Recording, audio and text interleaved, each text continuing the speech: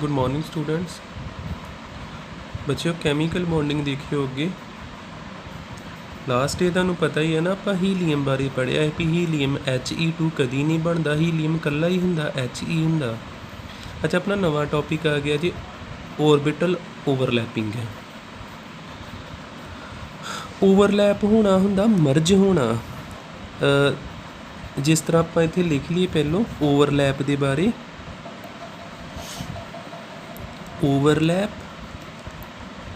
मीनस रल जाना, एक दूजे च मिक्स हो जाना। जिद्दां आ वेखो, आ एक किस्म का ऑर्बिटल, आ दूजी किस्म का ऑर्बिटल, इन्हां ने एक दूजे च इस तरह मर्ज हो जाना, जुड़ जाना। इनू कहीदा overlapping. Overlap means partial, partial मतलब हल्का जिहा, मर्ज, मर्ज का मतलब मैं हुणे तुहानूं की कहा ही जॉइन होना, जॉइनिंग भी लिख सकदे।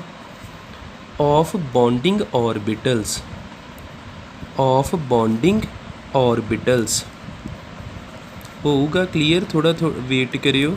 एक तो पहली लाइन ये होगी, दूसरा जिन्नी ज़्यादा ओवरलैपिंग होगी उन्ना ही ज़्यादा, जिन्ना ज़्यादा जिदा देखो आ थोड़ा क मिक्स होए, थोड़ा क मिक्स होए, जे ये ज़्यादा मिक्स हो जाते तो ज़्यादा ताकतवर बॉन्ड बनूगा।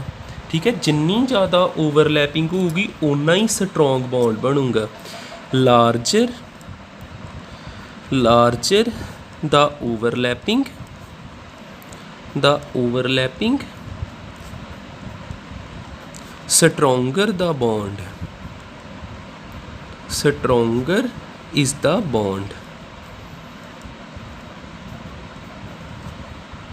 हुण ओवरलैपिंग बारे थोड़ा को होर देखिए ताकि सानू चीज़ां क्लीयर हो जाण। ओवरलैपिंग,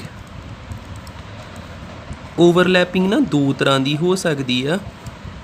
जिद्दां ओवरलैपिंग किस तरह आपां इहनूं समझिए, दो तरह की हो सकती। एक तो हुंदी आ हैड टू हैड, एक हुंदी साइड वाइज। फिर उदां ही समझा दिना, जिद्दां आ वेखो आ एक ऑर्बिटल, आ दूजा ऑर्बिटल, जां ते ये इदां मिक्स हो सकते। आ वेखो बॉन्ड बन गया, टुटदा नहीं। ये हुंदी हैड टू हैड, जिद्दां इहदा हैड ते इहदा हैड आपस में टकराउंदे आ। इस ओवरलैपिंग नूं की बोलीदा हैड टू हैड ओवरलैपिंग। जां ये इदां जुड़ सकदी, आ बॉन्ड ते आ बॉन्ड इस तरह जुड़ गए, एक साइड दूजी साइड नाल जुड़ गई, इनू कहीदा साइड टू साइड। ठीक है, एक हुंदी हैड टू हैड, एक हुंदी साइड टू साइड। फिर आपां इत्थे लिख लेने ओवरलैपिंग किन्ने तरह की हुंदी, दो तरह की। एक आपां कह दिन्ने आ head to head overlapping, head to head overlap. ते एक किहड़ा होऊगा जिन्हों मैं कहा साइड टू साइड जां साइड वाइज भी बोल देईदा, साइड वाइज ओवरलैप। देखियो हैड टू हैड किवें हुंदी है। जदों हैड टू हैड होनी ना, उदों किहड़ा बॉन्ड बनना जी, sigma bond, sigma bond formed, sigma bond formed. जिद्दां आ वेखियो, पहलों मैं इन्हां दे पॉइंट लिखा लेना। जदों साइड टू साइड होनी ना, उदों बनना जी पाई बॉन्ड। जदों साइड वाइज ओवरलैपिंग होनी है, उदों पाई बॉन्ड फॉर्म होना, पाई बॉन्ड फॉर्म होगा। दूसरा पॉइंट, जदों हैड टू हैड हुंदी ना, उदों तुसीं आप ही अंदाजा लाओ। जिद्दां मान लो आ चीज़ है, हैड टू हैड हुंदी पई ते आ वेखो किन्ना ज़्यादा एक दूजे च मिक्स हो जाते ना। तो जदों साइड टू साइड हुंदी तो बॉन्ड किते वीक हुंदा, टुट सकदा इस तरह भी, इन्ना जुड़ते नहीं आ बॉन्ड नूं तोड़ना बहुत औखा है। फिर आपां कह सकते हैं एक्सटेंट ऑफ ओवरलैपिंग, इत्थे ओवरलैपिंग ज़्यादा मात्रा च हुंदी। Extent of overlap is always same, sorry is always more, ज़्यादा हुंदी। ते इधरले बन्ने आपां की कह सकते हैं लैस हुंदी है। Extent of overlap, extent of overlap is less. एक गल ये याद रख लियो, जे ज़्यादा ओवरलैपिंग हुंदी ते मजबूत बॉन्ड बनदा, sigma bond is a stronger bond. Sigma bond जिहड़ा वा ये मजबूत बनूगा, स्ट्रोंगर बॉन्ड होऊगा। ते जेकर आपां पाई बॉन्ड की गल करिए, pi bond is a weaker bond, is a weak bond. ਇਹ ਕਮਜ਼ੋਰ ਹੁੰਦਾ ਏ, ਵੀਕ ਹੁੰਦਾ। ਹੋਰ ਆਪਾਂ ਕਹਿ ਸਕਦੇ ਹਾਂ ਜਿਹੜਾ ਪਾਈ ਬੌਂਡ ਆ ਨਾ ਇਹਦੇ 'ਚ ਸਿਗਮਾ ਬੌਂਡ ਵੀ ਹੋਣਾ ਹੀ ਹੋਣਾ, ਇਹ ਵੀ ਗੱਲ ਯਾਦ ਰੱਖਣੀ ਪੈਣੀ ਸਾਨੂੰ। ਜਿੱਦਾਂ ਕਹਿ ਸਕਦੇ ਹਾਂ ਪਾਈ bond always need a sigma bond to exist। ਇਹ ਇਕੱਲਾ ਨਹੀਂ ਰਹਿ ਸਕਦਾ।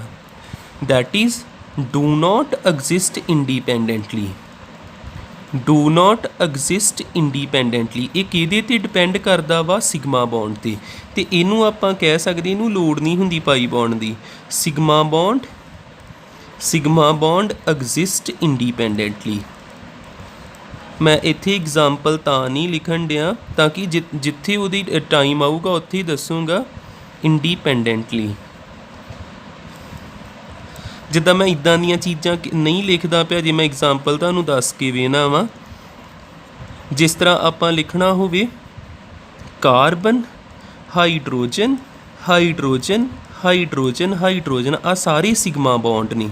ਜਿਹੜਾ ਸਿੰਗਲ ਬੌਂਡ ਹੁੰਦਾ ਉਹ ਸਿਗਮਾ ਬੌਂਡ ਹੀ ਹੁੰਦਾ। ਅਤੇ ਜੇਕਰ ਮੈਂ ਇੱਥੇ ਲਿਖਣਾ ਹੋਵੇ ਆਕਸੀਜਨ ਡਬਲ ਬੌਂਡ ਆਕਸੀਜਨ, ਇੱਕ ਸਿਗਮਾ ਇੱਕ ਪਾਈ ਆ। ਪਾਈ ਨੇ ਉਦੋਂ ਹੀ ਆਉਣਾ ਜਦੋਂ ਸਿਗਮਾ ਹੋਊਗਾ।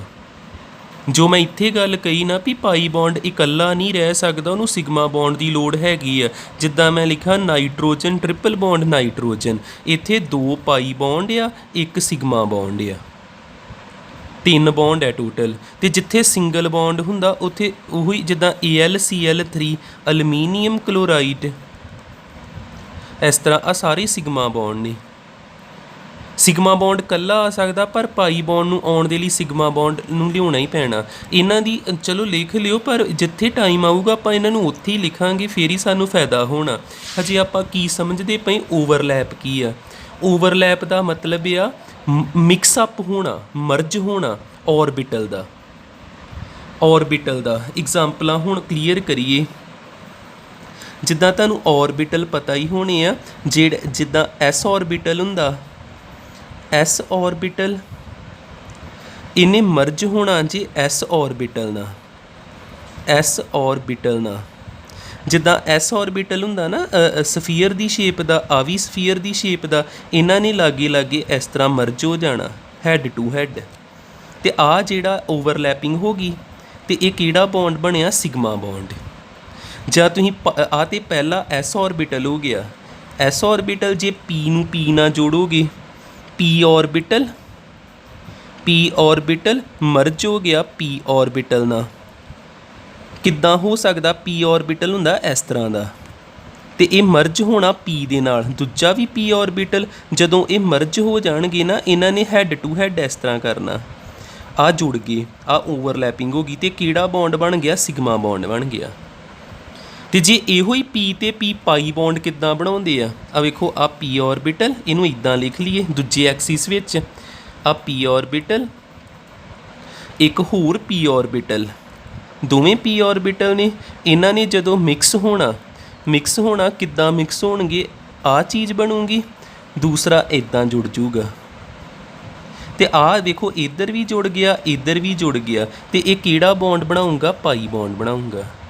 ਠੀਕ ਹੈ, ਇਹ ਤੋਂ ਆਪਾਂ ਕੱਲ੍ਹ ਸ਼ੁਰੂਆਤ ਕਰਾਂਗੇ। ਇਹ ਦੁਬਾਰਾ ਮੈਂ ਦੱਸੂਗਾ ਔਰਬਿਟਲ, ਤੁਸੀਂ ਇੰਨਾ ਕੁ ਪੜ੍ਹ ਲਿਓ ਅੱਜ ਲਈ। Thank you.